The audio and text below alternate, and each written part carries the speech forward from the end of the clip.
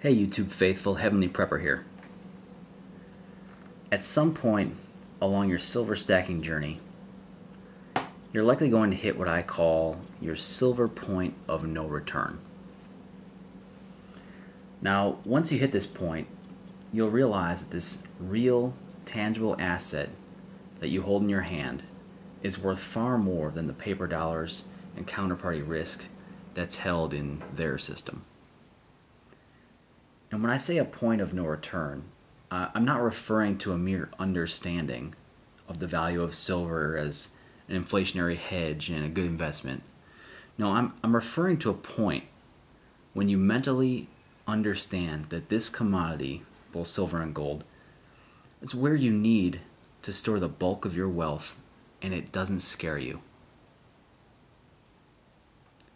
When will you hit that point of no return? I just want to tell you that it's a good feeling. Sometimes, however, we purposely hold ourselves back from that, while other times we might embrace it. I'm going to tell you a little story. In college, I majored in finance. Upon graduation, I could have gone and begun testing for a Series 7's license and started to trade securities, stocks. I even did an internship with a financial advising firm for a whole summer. Now, most people, when they decide to leave a job, studies show that more often than not, they're really leaving their boss, not their job. So while they do quit their job, they're essentially leaving because of their immediate boss. Now, fortunately, I learned this difference early on and did not confuse the two. Now, I say this because during this internship, I had an outstanding boss. Just a great guy who made good money and had a serious book of business. Now, he had been in the business for at least 15 to 20 years and built a successful client list, but I saw others in the office truly struggle. The turnover in the career field can be quite high, but more than that, the whole business did not resonate with me. What value was I going to add by telling people to buy this stock or this mutual fund or to sell them this life insurance product or plan over another? It was just all an illusion of wealth, and people could do all that stuff on their own with just a small bit of research, really. The industry purposefully makes complicated products and their own industry jargon to make it seem too complex for you to handle on your own.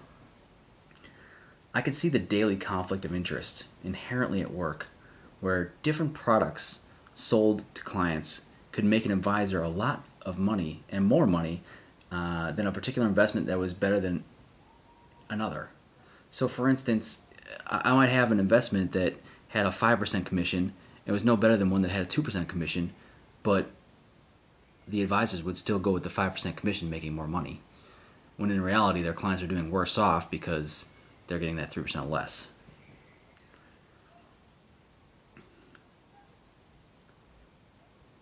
Now, this charismatic boss I had during this internship, it would have been easy to want to emulate him and strive to be in his position, but I'm glad I chose otherwise. I didn't start investing in silver back then, but I truly wish I had. I just realized that something wasn't right about the business, and it definitely wasn't the noble business that financial advisors often make it out to be. I did purchase my first silver for protection and investment purposes in December of 2011. I'm telling you guys, within a few months, I personally hit my silver point of no return, because it all came together and clicked for me when I first began stacking, that this was honest money, and no advisor is going to recommend it to you. They make zero commission by advising you to buy physical precious metals that you hold in your hands. It's sure they might offer you like mining stocks or a metals ETF or like a mining related index of stocks, because they make money on that.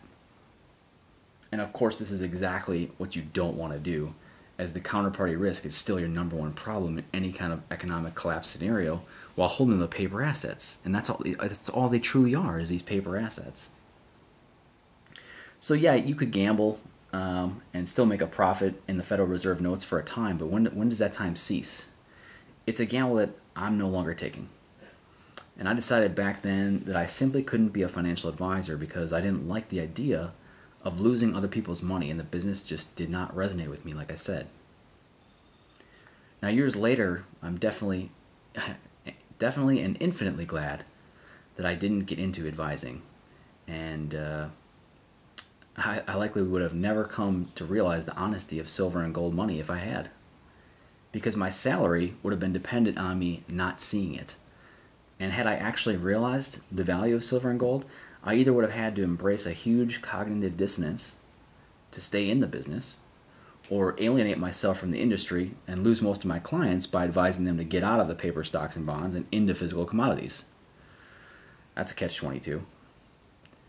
So when I started stacking,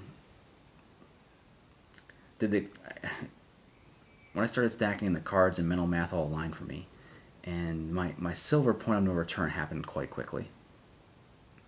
The question is, when will you hit your point of no return, and what's holding you back from it?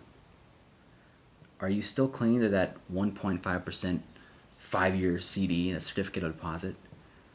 Are you hanging on to old stocks because maybe you don't want to pay capital gains tax?